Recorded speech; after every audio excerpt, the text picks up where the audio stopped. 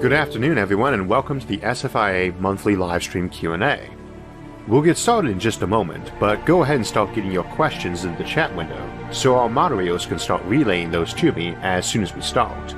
Please try to keep the questions concise and watch your spelling, and try to be polite to others in the chat. We usually go for about an hour, so you probably want to grab a drink and a snack, though we'll take a break about halfway through, too. With all that said, welcome, and let's get started.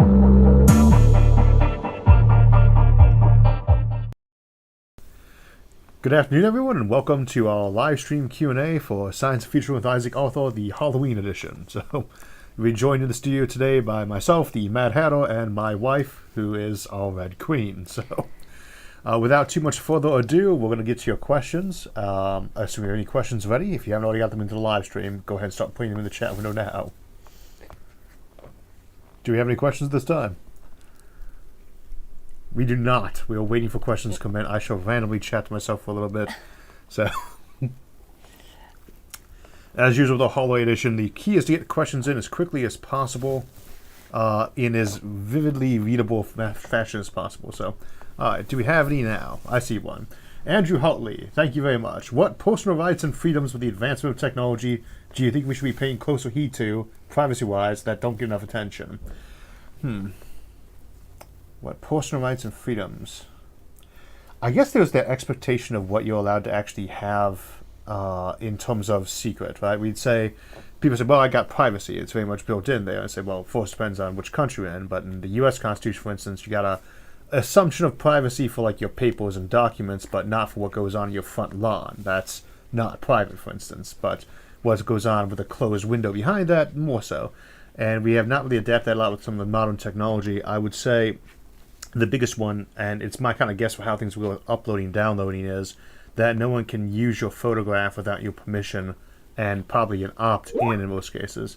So that what's essentially going to happen in a lot of those cases would be like artificial intelligence for scanning face and recognizing photo ID would automatically pin you anything, blur your image in any photo, anywhere, right? And unless you say yes, that it wouldn't unblur your image.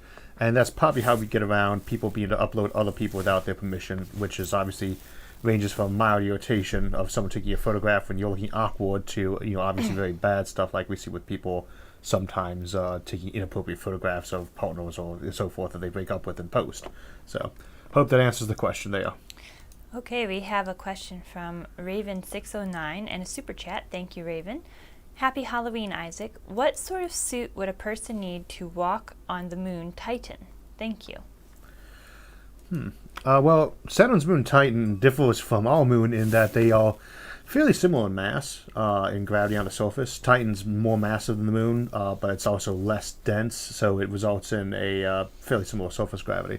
But the big difference, of course, is that our moon is airless. The atmosphere there is less than 1 part per million of what Earth's is, right? Whereas Titan's atmosphere, if memory serves, is actually a little bit more dense than ours. It's a higher pressure, and it's all very, very cold methane, ammonia, stuff like that. So not stuff you could breathe, even if you're willing to breathe in stuff that was colder than Antarctica. And I would say that the key on each spacesuit there is you're not worried about so much leakage from you into it, because it's overpressure. Your leakage is going to be it into you, and so you're basically trying to proof your suit against higher pressure. So probably more in the diving suit, scuba type variety, but low pressure, because not that much of a difference. All right. Next question is from Ivan Fessler. Thank you, Ivan, for your super chat. And he says, is there copper on the moon? If not, is there any other conductive metal that we could use, such as silver?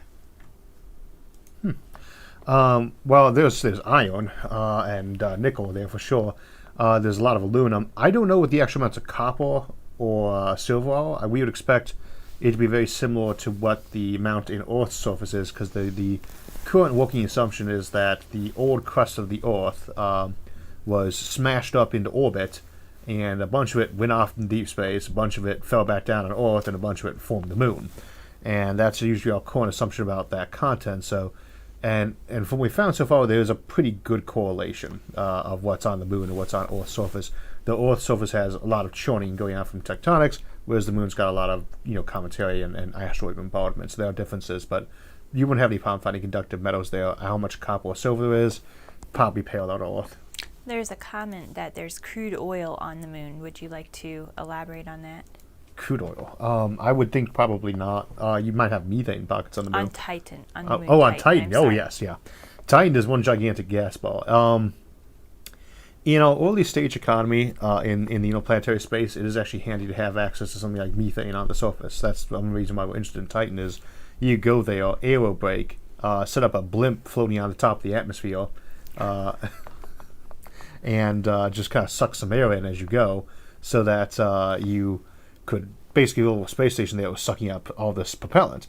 And for deeper solar system stuff, it really is beneficial to have power systems on that. You got like a nuclear generator there that got you oxygen and rocket fuel that you use to power your ship's back-end system. So I don't think of it as a really good, the fuel source itself, though. We're trying to move away from chemical rockets because they're not powerful enough. We're not really worried about environmental considerations with our fossil fuels there so much as we're worried about they're just not powerful enough. So Matthew Campbell says, will I ever be as cool as you are? I would love to attribute this to your costume, but I saw this comment pop up before you came on screen, so sorry. Is that from Matt Campbell? Yes. It's one of our longtime editors, so I don't know. Yes. No. Never. As a head note, we have a lot of crew that are known for this or that, and Matt tends to be, there's these one-liners we do to open the show up each time. This episode is brought to you by X, the one-liner that brings the episode in, and then the music. I would say probably about a quarter of the good ones at least are Matt's, if not, well, probably about a quarter of them are Matt's, and about half the good ones are Matt's. So we go. Oh my. Dag12K says, given that gravity tends to draw all matter together into a roughly round object shape, why do most solar systems and galaxies level out into a flat formation? Shouldn't there be a variety of orbits? Yeah, no, that's actually a good question. First, there actually is a decent variety of orbits in our solar system. Like Pluto is like 19 degrees off on declination. You get a lot of Oort cloud objects that are way more off that plane. But if you're wondering what happens, imagine you've got a big cloud of gas that initially starts forming up there. That cloud, in one way or another, has a certain angular momentum that's higher, right, in one direction or another. It's just there. And it doesn't matter which direction it is, there's a slight tilt. Right? As that thing starts to pack on down and things wander into each other, that angular momentum is conserved. So it's going to neutralize out until you basically got it in one direction or another, that plane is going to be set. Same for galaxies. Anything that results in that particular area having a slight kick up compared to another. If you look at the galaxies nearby us, they are not aligned with us in their terms of their planes. Each of these big pockets of primordial galaxy gas, right, were separate and formed up with their own little averages. In our case, we got ours. And if you look at our solar system, for instance, we are not even vaguely lined up with the galactic plane. If you look at Earth orbiting around us, the sun as we go around the galaxy, it looks like a weird corkscrew going off a angle. It's very cockeyed. So, but that's what happens, is things falling into place on each other. It's one of the problems we have in the case of something like dark matter, and why we talk about a halo. If you look at the halo around the galaxy, which is roughly spherical, is because the dark matter never runs into each other. They don't bang into each other and then kind of like average out. They just have a little bit of net momentum all on the same conserved angular plane. And that's basically why we have a spherical collection of halo matter. And that is the majority of the matter of the galaxy, so by and large the galaxy is actually spherical. It's just the non-dark matter portion of it is mostly that big plane. What advice would you have for someone who's 46 years old, has a high school degree, and likes physics but isn't sure if they want to get a master and a doctorate due to the cost? How could they continue to dive deeper into the subject? Well, I'd say if you got a high school diploma, you're already up one on me. I got my GED. But let's see. It's really hard to go back to grad school. In my experience for most fields, when you're over that 20s age, you're just not wanting to go back to college. I didn't. I thought about going back to finish up my PhD when I got out, and I've about twice as many credit hours you need for a master's, but a couple years short of what you need for a PhD. And the idea of going back after I got out of the military and just doing more time in college was so no. So if you're in that mindset, yeah, go back to college if you need to get that start. If you're not comfortable doing that, don't ever be under the impression you can't get an education without college.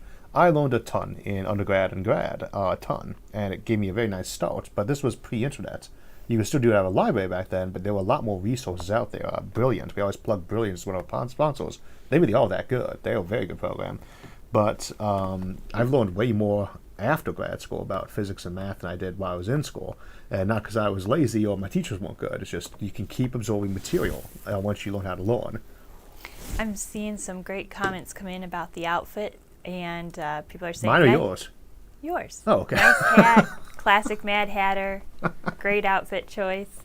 Someone wants to know how long it took you to choose the outfit. I've been poking out the idea for probably a couple of weeks, wasn't it? Say a couple of weeks before but then once I actually landed on it, I pretty much went on Amazon and bought them.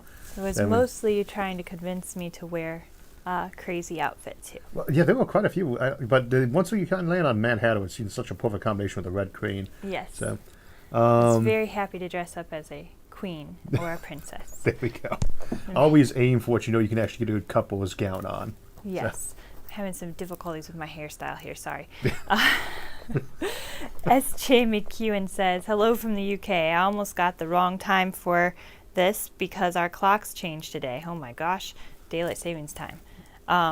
That got me to thinking, what time zone would an O'Neill cylinder around the Earth have? That's a good question. I also forgot about the time zone. We haven't. That's this weekend, isn't it? Did the time change today? I don't know if it did or not. We should check that. I bet it may have.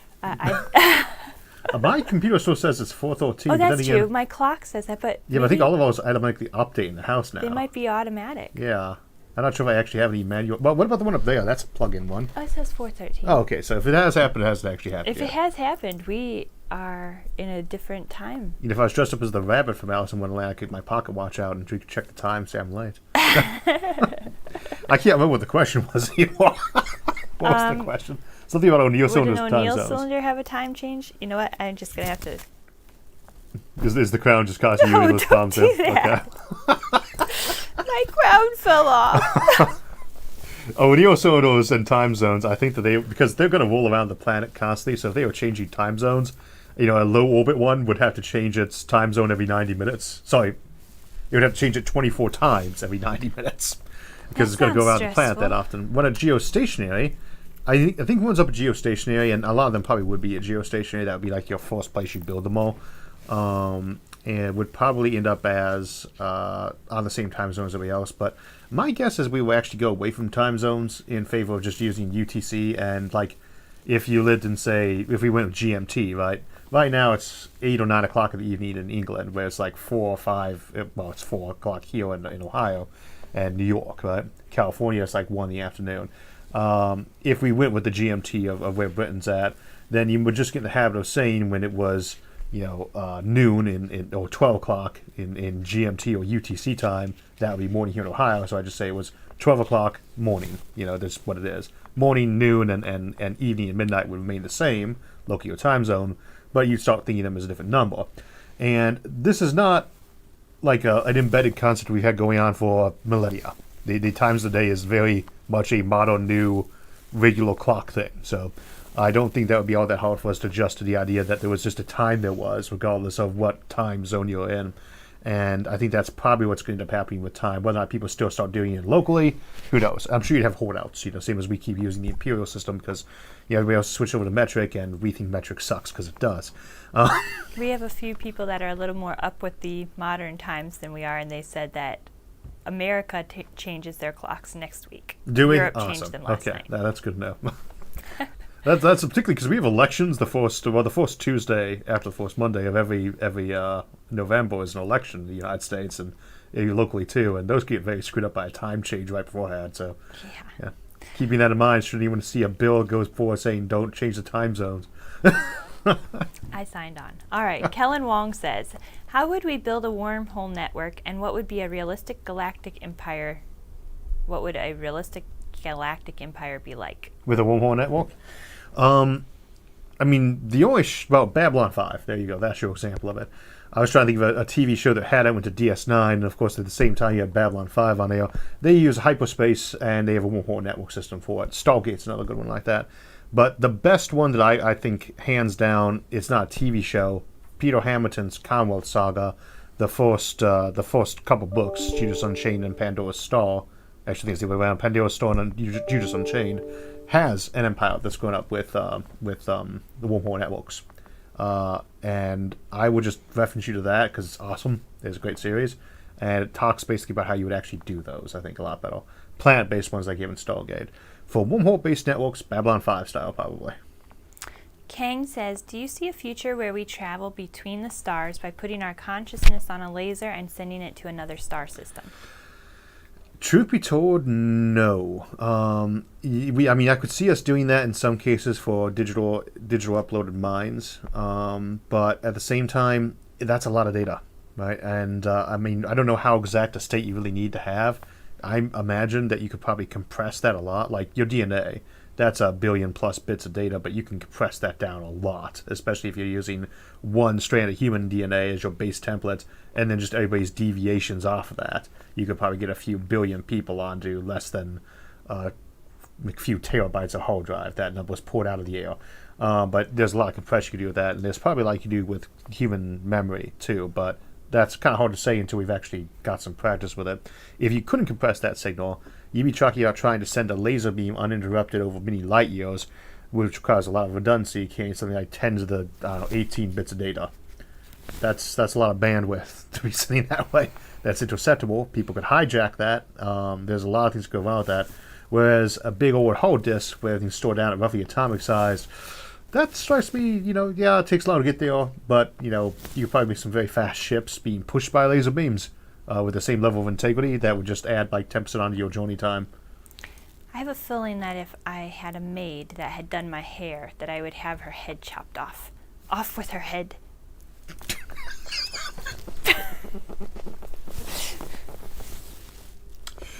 Merv. I could believe that too. Merv Johnson, thank you for your super chat. You often preface by saying, barring any new physics. Well, in what other areas might we actually learn new physics? Breakthrough areas to watch for. Breakthrough areas of physics to watch for. The biggest thing for me is always going to be anything involving neutrinos or dark matter, because they're weakly interacting particles. Anything at all that we could do to weakly interact with those, or less weakly interact with those to find out what they are. Anything we learn to expand on dark energy, and those would be the two big ones. Improvements with blocking magnetic fields, magnetic permeability be a big one. Anything that lets us do non-omnidirectional emission of gravity, and then of course anything that lets us reflect gamma rays. That would be another big one, though that's not really new physics. That's just probably going to require a bunch of new materials. And then of course anything at all that lets us actually play with alternate dimensions would be areas I think that are plausible. They'd be shocking. They'd be outside of known physics, but they strike me as plausible scenarios. Whereas with a lot of things, I wouldn't expect us to find them just because you'd expect there to already be traces of them visible to us. It's like finding out they are little portals to other universes that are already in existence naturally. There are telltale signs things like that would tend to have if they were matching up to other universes. So. All right. Albert Jackinson says, good afternoon, Isaac. How do you think computers and or their interfaces will change as BCIs and similar methods, such as augmented reality, are adopted for input in place of our current ones? What was the first part of the question? Computers and interfaces. Changing as BCIs. Or similar methods. Yeah. One thing I always keep in mind on stuff like this is when I was a kid, one of the most popular songs on MTV, and I kind of grew up on MTV back when that was the major way you saw astronauts land on the moon. There's a song called "Video Killed the Radio Star," and they always talked about how you really just didn't see as many people in it. Like silent film got completely replaced by TV, but radio, and so everyone was thinking that you'd see that with radio. But radio stuck around. Radio is almost as big as it used to be. Small niche market, whereas something like newspapers have been slowly dying as a medium while a lot of the style has remained. But I still got a copy of the newspaper sitting right there, like right underneath that light that no one can see off screen that you can see probably lighting my hand up. YouTube probably is a temporary thing in terms of this format, but something like it's definitely going to stay. We're not going to go back to the classic 3 networks and cable TV approach to creating easy access media to people. What those will be is always hard to guess. If I do guess, I won't tell you because I want to get stock in when I was doing it first. Then I can tell everybody. Always profiteer off it where you can first. But I would say with BCIs, our assumption that we would suddenly not have keyboards, right, or not have models. Say, well, I don't need to look at my keyboard anymore and type on it and see what goes up in the model. You say, well, you don't have a model or keyboard at all. You become the peripheral with that computer. You're interfacing very directly with it. But there's still a model on your eyeball because you have to use your brain. You've got a contact or a simulator thing going directly into your nerves that shows you the screen, right? But the biggest one would be that interfaces things. I think we'd see screens stick around for a long time and still be around to some degree anyway. Just like TVs didn't replace billboards entirely. But I think you would see a switch over mostly to that visual interface and how to either your hands or your eyes, in terms of where you're focusing or blinking, to control that interface better.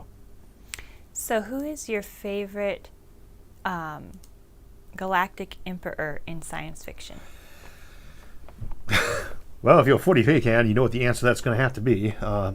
Although they actually gave him a name recently, Neoth. That was horrible. That was like when they did that with Emperor Palpatine. They called him Sheev Palpatine. He didn't need a first name. But besides recent authors and directors ruining the Star Wars setting again, I would say probably Emperor Palpatine or the Emperor from 40K are very awesome. I'm actually kind of fond of the Cleon Emperors in the new Foundation series. I don't want to poke at the TV show too much because it's kind of getting there, but there's a lot of changeover. Like if you knew the Foundation, it's the exact opposite. The Foundation series by Asimov is like no action. There is no action in there, and where there is action, it's mostly to point out that action is stupid. I don't know, and personalities don't matter there. That's the whole point. It's the system grinds on mathematically with minor tweaks. But the show's good, and the actual effects on it. And one of the things I did like that they adapted in there is, if you've seen this, they have a sequence of clones. They basically the king clones himself and he raises himself. Right? It has been done before. They do a 4 or 3 stage version where they got the baby, the actual emperor, and the past emperor. So the one in training, etc. And that's actually an interesting approach. I don't know if I've seen that done before specifically. So I'd say at the moment, that's my most interesting one to look at, but I'd still say my favorite galactic emperor was not so much Zaphod Beeblebrox, the president from Hitchhiker's Guide to the Galaxy, but rather the crazy old man, his cat, who lived on the abandoned planet and was insane that everybody used to go talk to get big answers from Hitchhiker's Guide to the Galaxy. So I keep seeing the Cheshire Cat emerge all over the screen. The screen over there went to sleep. So Albert Jackinson thanks you for the very detailed, in-depth answer to his question about the BCIs. You're welcome, Albert. I hope I actually answered it. He says it was a great answer. Mark Zimmerman, thank you for your super chat. He says, from a writer, is there any way we could avoid the environmental impacts of mass modern-day air travel levels of rocket launches? Yeah. With rocket launches, if we're going up to that scale, I think that is one of the big reasons why I tend to think that orbital rings and mass drive approaches would be big, because those are very low. It's not just their low energy cost; they're very low impact. Right? You're not going to see the big fireballs going through the sky. You think of a place like Trantor from Foundation, as Ecumenopolis, or the Terra from 40K, or some of the other ones. Those planets would have millions of ships leaving them constantly, and they are most of them more massive and faster than shuttles. You can see the space shuttle coming in if you're anywhere near there. You can see it leaving for 100 miles around or more. Right? Imagine a million ships doing that all day long. That'd be kind of irritating. But it wouldn't be too irritating because you'd very soon be burned to death by all the backup heat from all those ships going up and down, which so very shortly irritating. Irritating, and then irritated, and then toast. Yes, right, yeah. So you get a warming feeling, kind of like itchy, then up to toasty and bony. But you probably instead then at that point you'd have to have really controlled and limited amounts of launches, and then you do almost all your mass stuff by rail, as it were, which is tether. You'd use a tether to a space elevator, an orbital ring, or a mass drive with taking you out of the atmosphere. At the same time, another option for that personal transport is ramjets. We were talking about scramjets actually, but we talked about that in the space planes episode. You do the microwave beaming. You beam the power in, and instead of you're not powering the ship, you are literally shooting the 2 scramjet engines on the side of it with microwaves, and it just heats that engine up and The air that comes in from the geometry of it blows out the back. The scramjet, the fastest planes we have, is nothing but a big heater, the stovepipe we call it, whose shape is designed to shove air in where it gets heated and flies out the back. There's nothing complex to it.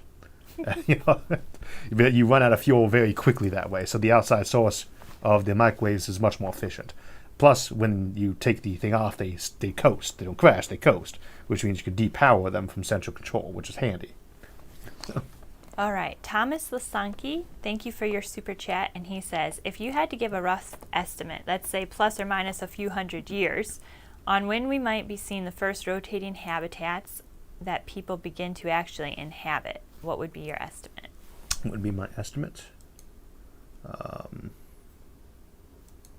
For rotating habitats, when we see the first one, would you say a neosone or just a rotating habitat? Just a rotating habitat. I think in the next 20 to 40 years, if not sooner, we'll probably have something that just has the real axis rotation thing, but I wouldn't imagine that would be very big at all. The thing is that you kind of have to build a space station with that in mind, because trying to mate the two up doesn't work well, non-rotating and rotating, and the biggest reason to have a space habitat right now up there is to do zero gravity experiments in, so you have to choose between the two. You can't have both at once. Whenever we start doing tours up there, though, you definitely want to have that, even if it's just connected by tether, so they can go sleep in the rotating wheel section. But those could be very small. That's this question of when is there enough people out there to justify it, and I would guess 10 to 40 years.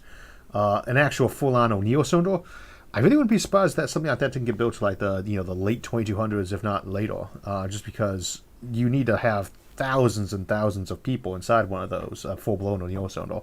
And assuming you had thousands and thousands of people living in orbit, it's not likely that they all live in the same place because they have other jobs to be doing, elsewhere. So you might need millions of people in space living there full time before you'd actually get to the point that you wanted to actually have all of them living in one place at thousands of times. So there you go. All right, the Boo Boo Master says, is it possible for a tidally locked planet to have its entire surface habitable? Yes, yeah. We actually talked about that in our Colonizing Alpha Centauri episode. We assumed that getting around Proxima Centauri, you'd have a tidally locked world to colonize. However, you have to take some additional steps, or you have to alter your standards for inhabited a little bit, right? In a tidally locked planet, you got one side that's being lit all day long, right? And mind you, tidally locked to a star, right? One side's lit all the time, the other side is dark all the time, you got a twilight band around it. When a planet's tidally locked to a star, you have tidally locked moons. Almost every moon is tidally locked, and those would still be getting light from that sun in the same period that they rotate around their primary, like Jupiter and Ganymede. A lot of those big old planets big old almost dwarf planets that we have around Jupiter and Saturn, they are tidally locked to Jupiter or Saturn, and they actually have a day length that's less than a day to a few days long in many cases. So we'd expect there to be a lot of moons that were tidally locked to gas giants that were habitable, and they would always see that planet up in the sky. They always have a brighter side because of that mirror reflection off that planet. But the classic tidally locked planet, one going around a star, has that dark side, and in that case, you can light that up by having a mirror there, right? You just have mirrors that are hanging in an L2 halo orbit, kind of like what we do with the James Webb Telescope, only the solar L2 rather than the lunar one. And that would just be pushing light right back at the surface of that planet that goes past and bounces back, right? So you can artificially engineer that very easily. And you can tell the mirrors to spin on a 24-hour basis so they won't lighting up too much too, so that there is actually a daytime length. You can do the same thing by putting those at the L1 point in front of that planet to go ahead and take the tidally locked planet's sun side and actually give it nighttime and daytime. Now, could things live there normally without all that? Naturally, sure. Things could adapt to live very dark. Almost all the ocean life beneath the little tiny epipelagic zone is adjusted to live in darkness off the marine snow that falls to them from above. Well, a planet that's being hit on one side by the sun has a constant pump action from the sun basically pushing material that way as it warms, so you probably would have a marine snow equivalent through the oceans of an tidally locked world, and you would probably have a weight pushing down as water and stuff collects on top of those that, like a glacier, pushed it back out. So you can kind of think of it as like a North Pole, South Pole thing at that point, where you'd have marine snow, though, that was going around the equator. Would that get all the way around to the backside of that planet? Probably not, but it's hard to say. I love seeing the super chats pop up and then the Cheshire Cat pop up over the top of them. It's hilarious. My zombie lick says, how many years do you think it will be before we start to have profitable power satellites in Earth orbit? Do you say profitably? Profitable. So that's always a hard question, especially the energy industry. Because if you go through most energy companies' books and ask them exactly what qualifies as profitable, it's often subsidized. So, let's see. Not in the next 20 years. We will probably have prototype power satellites up in the next decade or two. I think that is the snowball we're now seeing with SpaceX. Right, we could lose our inertia again, like we did after the Apollo missions. That is a real possibility. But I don't think we're going to lose that inertia this time. I think we're going to start seeing that steamroll into space now. And I think prototype power satellites, as soon as they actually get the production of these, the mission number up on this new generation of rockets, you're going to see an awful lot more test prototypes going up on a much more shoestring budget. And one of the first things that's likely to include is power satellite attempts. I expect that, especially as you get more and better graphene production, more and better semiconductor production up, expect to see a lot of that kind of effort in place. So, first power satellites, maybe even this decade, but not much longer if not. First profitable ones, not this generation. Okay, so Michael McConnell wants to know if you ever see a Butlerian revolution happening in our future. Butlerian jihad? Or Excuse me, revolution. was it spelled Butleri? Okay. Butlerian jihad from the Dune series is probably what's the references there. I should rephrase this. In the Dune series, there's the Dune books originally written by Frank Herbert, and then there's the Dune books written after his passing by his son and Kevin J. Anderson. And there's kind of two different pictures of what the jihad was from each of those. So, and what we seem to get the picture from the original series was basically that people had been controlling machines that were on top and were using those to basically oppress everybody else because the machines had gotten everybody lazy and decadent, and the people who controlled the machines used them to enslave them. And then they rebelled and smashed up all the machines and didn't use them anymore.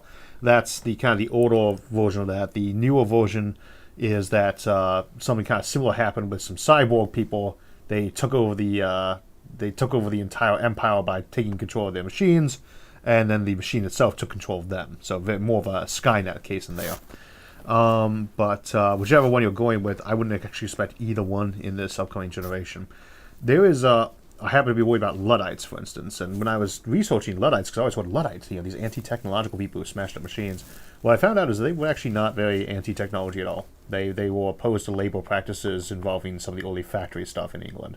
Not what I call the most admirable group in most ways, but at the same time, not nearly what we get them portrayed as these days.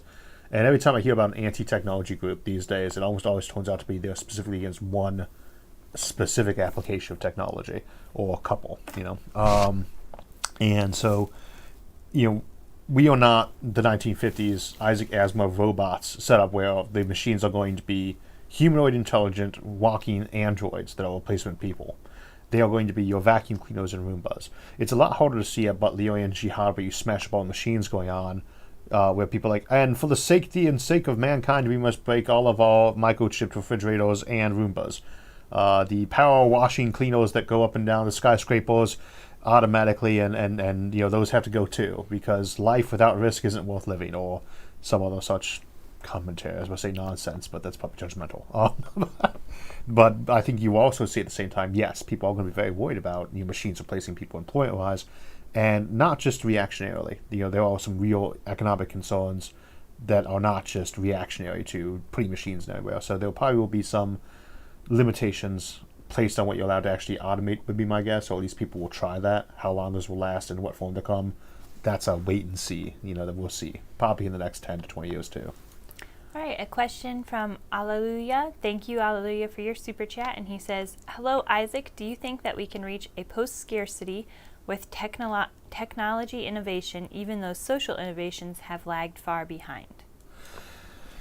Yeah, you can. I mean, I hate to say it, but we usually tend to think of post-scarcity as principally being a technological development rather than a social one. The two do work together, though. I mean, you can have almost infinite production and still have horrible mismatching of resources to usage. But we are an ordered, more bureaucratic society now. As I say, we really do think much more long-term than our ancestors did. And we like our paperwork. But we are much better at administering and distributing than we used to be. And we tend to be more mindful of that, I think.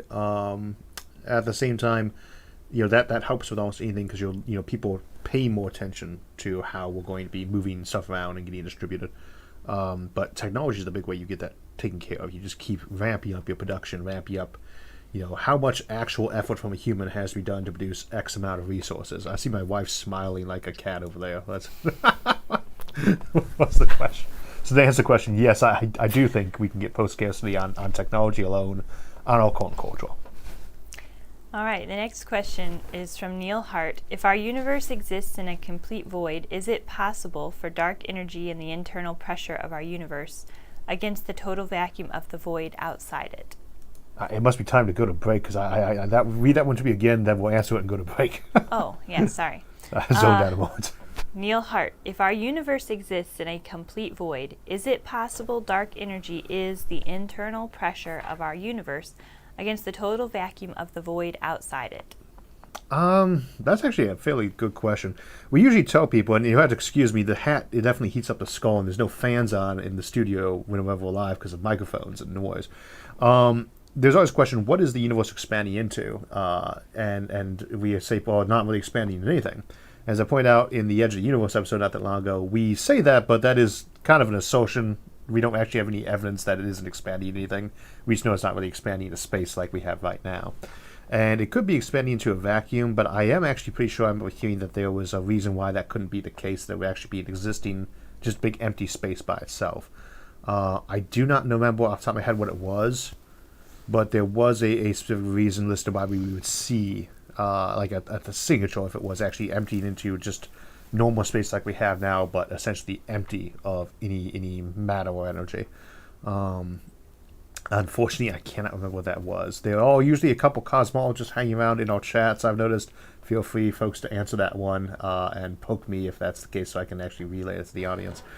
But I'm afraid I can't tell you that wouldn't be the case or what that signature is this time. All right, let's go ahead and go to break, and I'm going to take this hat off and get cooled down. So we'll be on break for a few minutes, and it's a great time to get a drink and a snack. And considering it's Halloween, I'd imagine you have snacks on hand. It's also a great time to get more questions into our moderators for part 2 of our show. On a lighthearted note while we're on break, folks often ask who my favorite authors or musicians or films are, and it is a perfectly fine topic for the live streams, but I tend to encourage our mods to fast-track questions that are about our topics or which they don't recall me answering before. And if you're curious why your question might be getting skipped, the 4 big ones tend to be A. It's something the mods know I've answered elsewhere before. B. It's something they know I won't answer, like politically charged or loaded questions. C. It's not deemed a high priority, e.g. what's Isaac's favorite band, when someone else just asked why Ganymede isn't considered as good a place to colonize as Europa. And D. It just wasn't phrased as a clear question or included profanity. Personally, I really like the Type C questions, like, what am I reading this month, or if I thought Picard or Kirk was the better captain, because it gives me a chance to catch my breath between trying to live formulate useful answers to very complex and difficult questions without saying something wrong or unhelpful. Our show doesn't do simple, and our audience doesn't do easy questions much either. Everybody knows how to do Google or Wiki for easy stuff, so I get the hard questions. So the easy question like your favorite flavor of ice cream actually are welcome, though obviously we try to keep them to quick and small quantities. Since we do get them a lot, my favorite musicians in loose order are Sting, Johnny Cash, The Wallflowers, Queen, Yo-Yo Ma, Garbage, Ravel, David Bowie, Thelonious Monk, Wagner, and Alice in Chains. And like books, if you ask me on a different day, the list will probably look half different. For books, my favorite sci-fi authors in no particular order and off the cuff are Isaac Asimov, Robert Heinlein, Larry Niven, Douglas Adams, Frank Herbert, Orson Scott Card, Alastair Reynolds, Timothy Zahn, Michael Stackpore, Dan Abnett, Sandy Mitchell, Chris Wright, David Brin, Gregory Benford, Greg Bear, Andy Weir, Ian M. Banks, Werner Vinge, Peter Hamilton, H.P. Lovecraft, and many, many more. For fantasy writers, Rogers Lasney, Robert Jordan, Brandon Sanderson, Glenn Cook, Jim Butcher, Michael Moorcock, Anne McCaffrey, C.S. Friedman, George R.R. Martin, Robin Hobb, Terry Brooks, Terry Goodkind, and of course the great Terry Pratchett and J.R.R. Tolkien, who no reading list should be without, along with C.S. Lewis, though I enjoy his nonfiction more. And for nonfiction, histories tend to be my favorites, with folks like Will Durant, Dan Jones, and Susan Weiss Barrow topping the list, followed by philosophical works John Locke, Kant, Hobbes, Bostrom, Nietzsche, Augustine, and so on. And I almost never read biographies, but when I do, it tends to be folks like Richard Feynman or Ben Franklin, both of whom top my personal role models list. TV shows-wise, I don't watch much, but it tends to be history, business, cooking, as Sarah and I have a fondness for Hell's Kitchen, or DIY stuff like This Old House as much as sci-fi. And for those curious, I have seen the Apple adaptation of Asimov's Foundation and am tentatively upbeat on it thus far. And if you're wondering who I liked better as a captain, Picard or Quark, the answer is actually Benjamin Sisko, and I haven't really been able to get into any of the newer Trek stuff, starting with J.J. Abrams' reboot film, same for the newer Star Wars material, though I've seen the first season of The Mandalorian and I liked it well enough. Empire Strikes Back and Wrath of Khan were my favorite films of each of those two franchises. Blade Runner, Dune, Casablanca, and The Maltese Falcon are probably my favorite films overall. To close out, my hobbies switch up from year to year a lot too, but this year's big ones have been cooking, bicycling, gardening, grilling, hosting board game nights, beekeeping, and of course, reading. My favorite ice cream is chocolate with chocolate in it. I take my coffee with cream and sugar, ditto my black tea, and tend to drink mostly mint and chamomile herbal tea blends. I hope that answers most of the usual personal rather than channel-related questions. I know my Wikipedia page is pretty sparse and appreciate folks having done that at all. You're always free to ask more, but as I said, they tend to get lower priority and stuffed in to give me a mental breather, much like this intermission, which now comes to an end so we can get to more of your questions.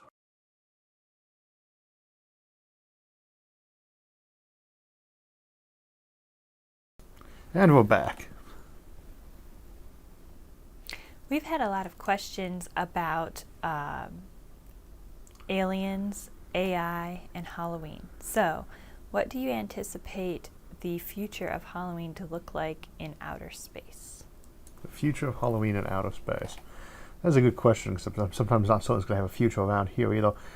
Real quick, Eric Johansson's question, is it okay to give fried eggs to trick-or-treaters? The answer is yes. It is absolutely fine. Especially the marshmallow kind. Just make sure you cook the yolks all the way through to avoid, I was about to say salmonella, but it's not salmonella, it's the other one.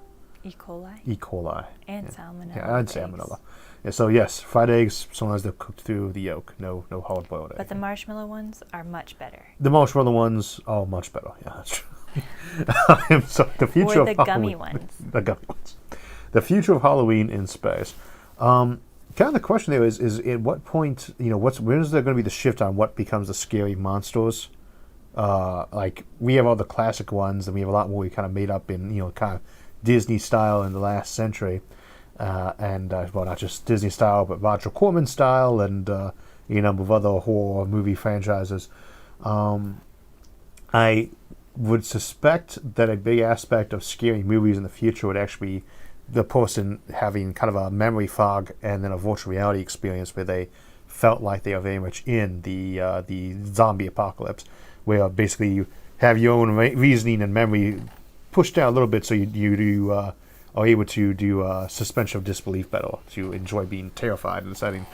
Although I wonder if that would make a lot of people not do it anymore. That was afterwards. actually one of the questions, was did you think that the new computer technology and adaptive outfits would be used for Halloween going forward? Oh yeah, well, augmented reality would be a good one too. If everyone walks around with augmented reality, you can change your costume the same way you're on like Zoom, you can change around your background image, which I don't do very much because I can green screen here and have better cameras, so the ability to screw around with that on Zoom is less fun.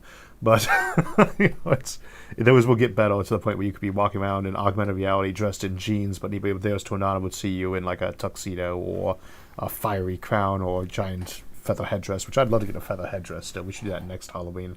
Big feather headdress. But Halloween in space, I don't know that it'll be impacted really at all. I just tend to assume humans in the future will tend to like their holidays even more than they do now. We celebrate them in a lot of style. So, I think that would only tend to get more extreme with time. Though not as a slippery slope eternal analogy. I think we just tend to keep upgrading how much we celebrate holidays. All right, Timu, thank you for your super chat. How do we make plastics in space, especially without crude oil?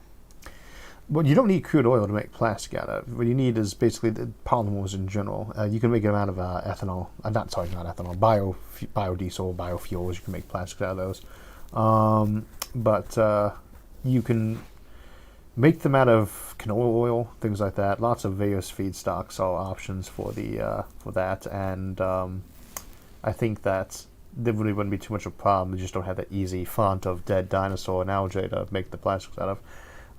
But other than that, shouldn't be a concern. All right, and a question from Michael Gordano.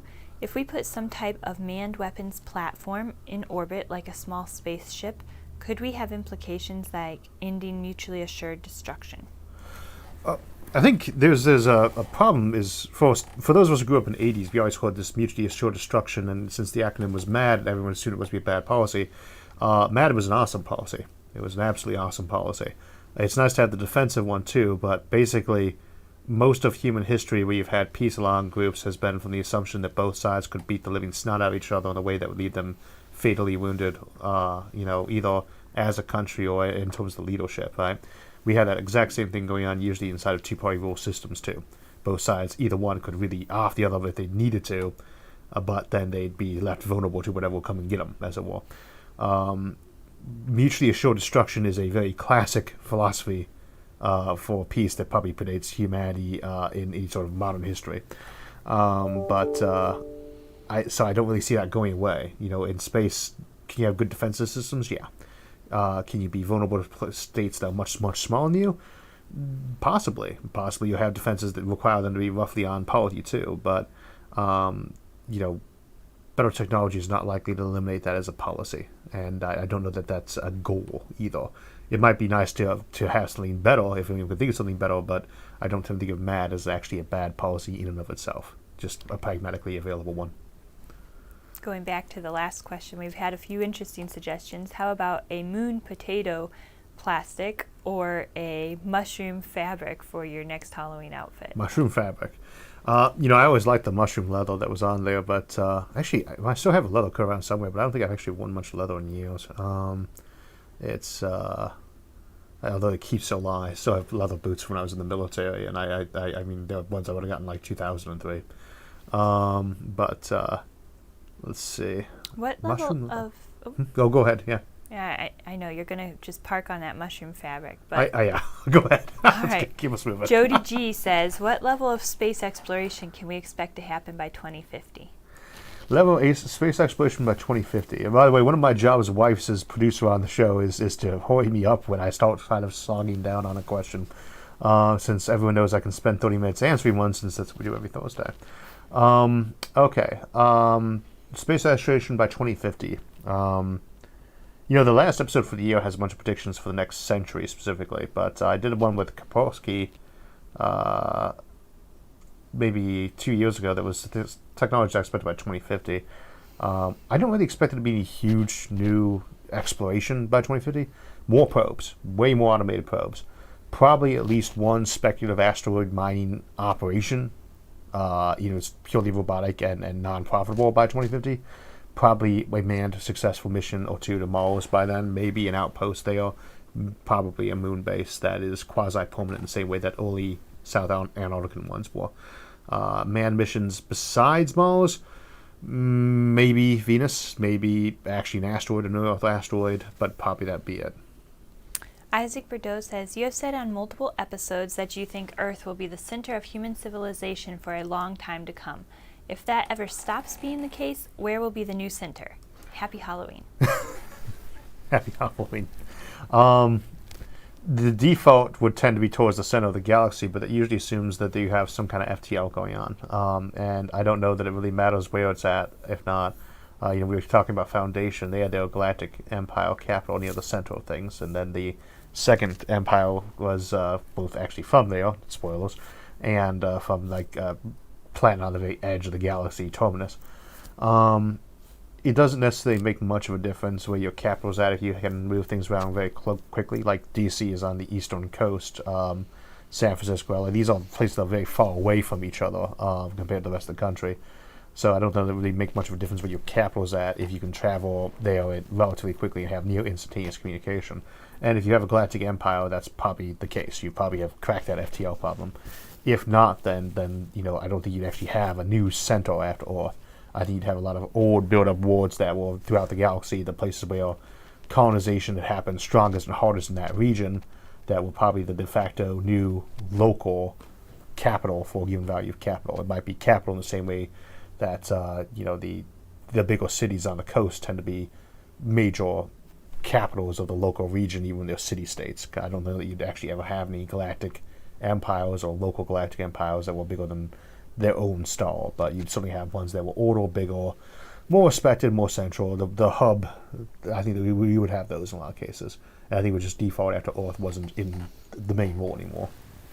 So, in the short term then, do you think it would be better to launch a complex automated robotics to build sustainable, substantial, livable, and other structures on the moon versus doing the majority of it via manned missions?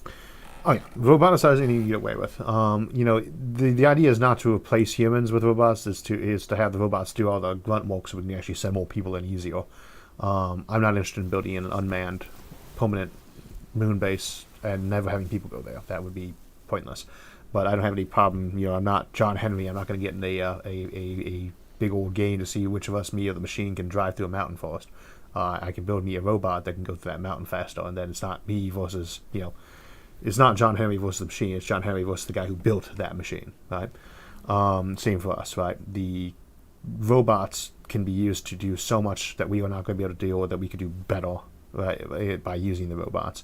And that means we can do more manned stuff that way too. And I think that means that we do use the robots as much as possible because, and this is the big one, until they're truly sentient and intelligent, which they wouldn't need to be for a construction project, I don't care how many of them die in the process because they're just robots, they're not alive, right? Whereas I don't want to lose a single astronaut to building a moon base if I can avoid it. So that raises the interesting question from Yummy Yum, who says, how risky and fatal would the first attempts at space habitat construction and living and space colonialism approximately be, assuming that we treat them with these safety standards that are currently expected for humans? I suppose it depends a lot on what the standard safety levels are. There's a big difference between OSHA requirements and what actually goes on a lot of work sites, and there's a really big difference between OSHA requirements and places that are off the books, and there's a lot of places off the books. I would tend to guess that we'll have relatively minimal deaths in space, especially because a lot of people who be tending to go to space are more likely to be technophiles or pro-tech, in which case they probably would be out of that group of people who have access to BCIs and brain backups or repairs. So I suspect, I got vented out an airlock. That is fixable. A person flying out into space from an airlock, that is repairable damage. Right? Probably even with modern technology, in some cases, we better save their life if we got fast, right? So I don't think we'd actually have a lot of permanent deaths in those in the early phase. All right. DT Finham says, hey Isaac, what would need to be developed on the moon before you would consider doing a month-long vacation there? On the moon? It's a good question.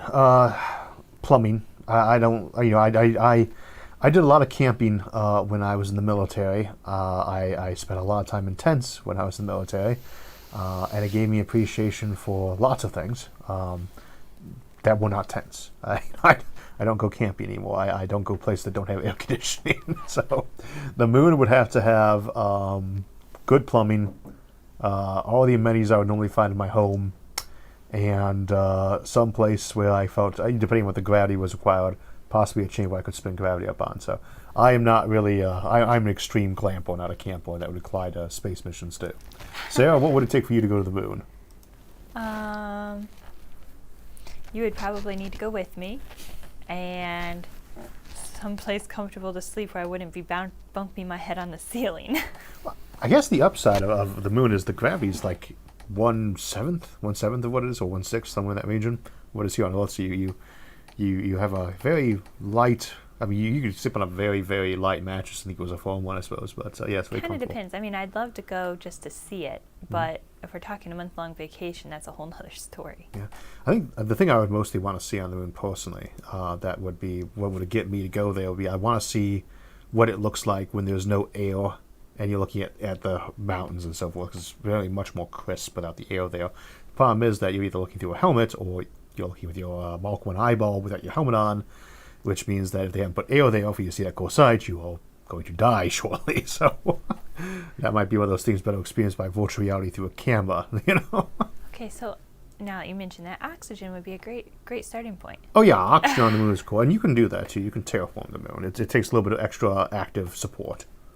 So Dark Sky in Winter says, given the likely incompatibility of human law with alien law and how poorly first contact has gone in human history, would a good strategy for alien first contact be, quote, no aliens unless you're cool? I mean, I would argue that first contact in human civilization has often actually gone just fine. It depends on the circumstance. We can obviously think of a lot of historical cases where it's gone bad, but a lot of trade has actually happened between two civilizations that are fairly militant in nature and do not speak each other's language just by the old-fashioned trick of I put this down on the shore where I know you can see it while you're there, and you put something out there and I push it your way and you push it mine. We reach that level, we're going to trade, right? There's a lot of interchange you could do, and it's surprising actually how peaceful many interactions with humans have been, though of course often they have not been too. So with aliens, we should not assume that our past track record is necessarily always bad, and that's going to always affect us on the future either. It depends a lot on the aliens. To say, let us be realistic when we're dealing with people in life. There are people who are going to get offended almost no matter what you do because they are touchy. We could come across some civilizations that are like that, though I don't know that they'd be able to last very long if they are touchy a lot. On the other hand, they could have individuals who are touchy, and that would not necessarily be surprising. And those might be, who's going to come visit our planet first? Touchy tourists, or greedy merchants trying to get the quick score, or who knows? But I think that we'd be wise to be careful in our trade relations and not just jump at the first moment someone's out there. The key thing to remember if you get a hello, we're here message, we want to be your friends, is that that means there's others you can talk to too, possibly from that civilization. You shouldn't assume the first message you get offering to partner up with you is not necessarily the one you want to say yes to, just because the first one you got, period. Tony Rogers says, how likely is it that Elon Musk or someone else will actually develop factories in space? I mean, I don't know about Elon Musk specifically, obviously, but I'd say 100% that someone's going to develop factories in space. 99 point whatever minus the probability of us being wiped out before we have a chance to do that. But I would say very high, very high. There's just too many things that are really nice to manufacture in low gravity. Right now, we don't have enough raw materials. It's got to be things we can actually bring up and back down, which means it's got to be worth thousands of dollars a kilogram, period. And there's not very many things that are like that, but microchips are like that. Microchips are way more valuable than gold, right? In terms of weight. So we're getting to the point where that's going to be operational soon, but you have to have a certain scale to be able to do that. And I think that's something we'll see in the next 10 to 50 years. Scaling up is like the big thing, orbital infrastructure. So someone wants to know if you can walk on Titan with only an oxygen mask. You could walk on Titan with only an oxygen mask, but you would rapidly die from... you're walking around in a freezer full of refrigerant.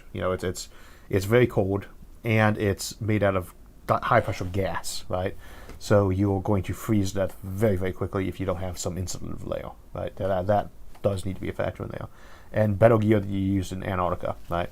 But could you put on something that was like a deep window suit mask, cover your eyes up, right, and go outside in like a scuba suit plus coat real quick to basically run from here to there?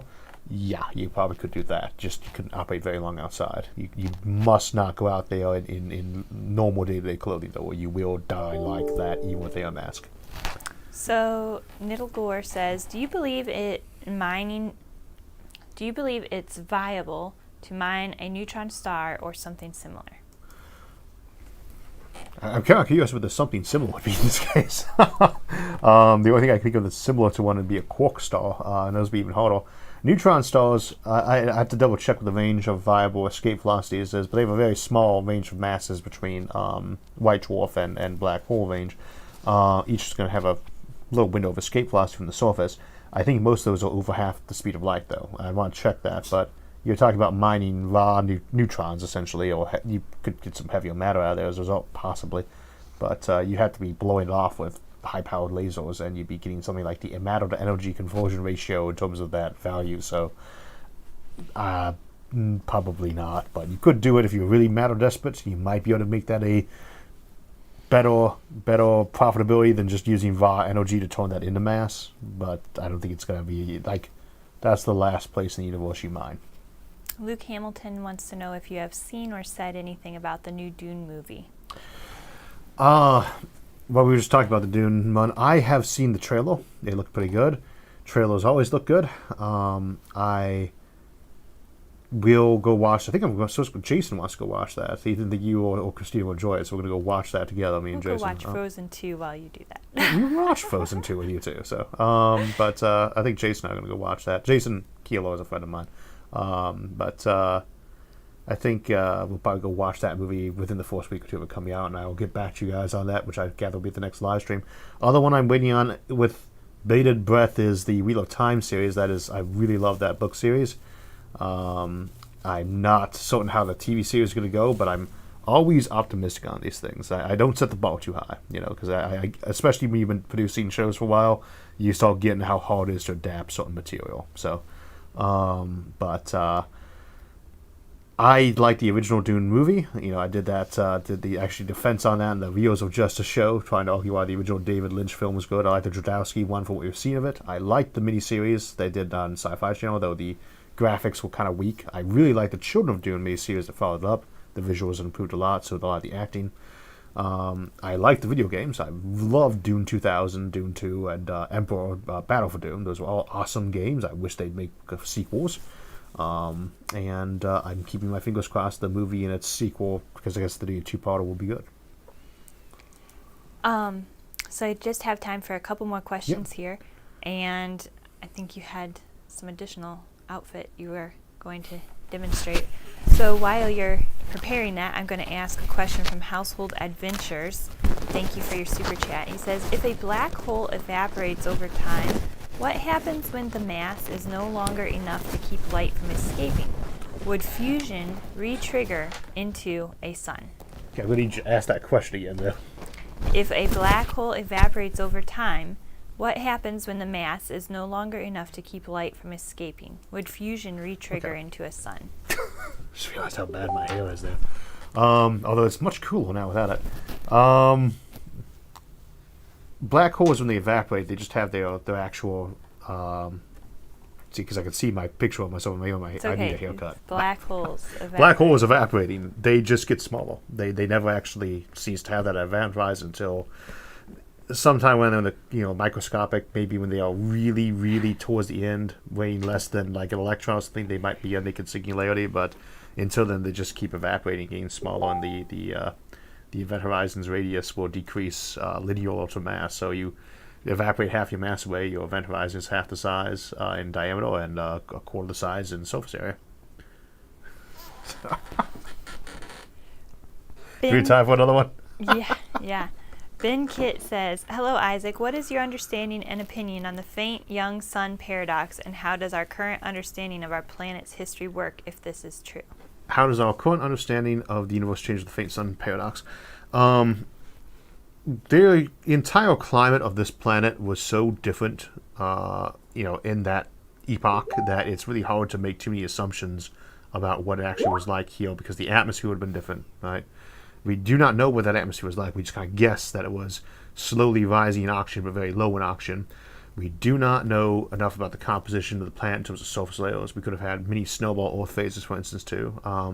But that is very speculative, and the fossil record for that is very limited. So I tend to think that to really get a good answer to that, we might almost have to go see some other stars to get a better answer. But I don't think it represents too much of a hazard, though, just because, it's something people tend to forget. The amount of light you get is not all that strong an indicator. It's a big influence for how much heat you have, but it's not the biggest one. Here in Ohio, we are like the same latitude as Italy, and much colder. Right? So it's very different because of not just the amount of sun you get, though. All right, do we have time for one more? John Cole says, if we start mining the moon, do you think countries will start fighting over it? And I have one more after that. Yeah, I think they absolutely would start fighting over it. Not necessarily violently, but if you got resources coming off like crazy from the moon, you're going to have people fighting about that with each other in terms of who controls them. We did the episode called Battle for the Moon. And the last question for today is from Flora Horbeck. If we can levitate a frog using magnets, could we use magnets as an artificial gravity to keep humans on the ground in zero gravity? Yes, but no. If you do magnetic boots, you always see those in a lot of shows. That works. You could do a limited magnetic suit. I suspect what you actually do is some kind of smart suit that had various electromagnetics on it that tuned to adjust the gravity in the right direction, for instance, for you. But at the same time, I think that you would probably not be able to use it the way people are thinking, where it's like artificial gravity and an actual change around for it. Put your hat back on. I'm trying to answer the question. No, artificial gravity is not a byproduct of magnetics that we're aware of, nor is magnetic levitation anti-gravity. They are very different effects. It affects certain types of atoms more than others. Ferromagnetic ones versus other ones. So you're not a clean replacement. For just sticking you in place, though, I mean, magnetic adhesion, yeah, that works. So, so we're going to go ahead and close out there for the day. And I actually not wearing the bottom end of this, so it's just the top. Back up. We'll see you all next week. So that will wrap us up for the day. I want to thank everyone for joining us, and again, if we didn't get your question, feel free to post as a comment below, and I'll try to get to it this evening. Also, you can continue the conversation at any of the forums on Facebook, Reddit, Discord, or our website, isaacarthur.net. Thanks for joining us, and we'll see you Thursday.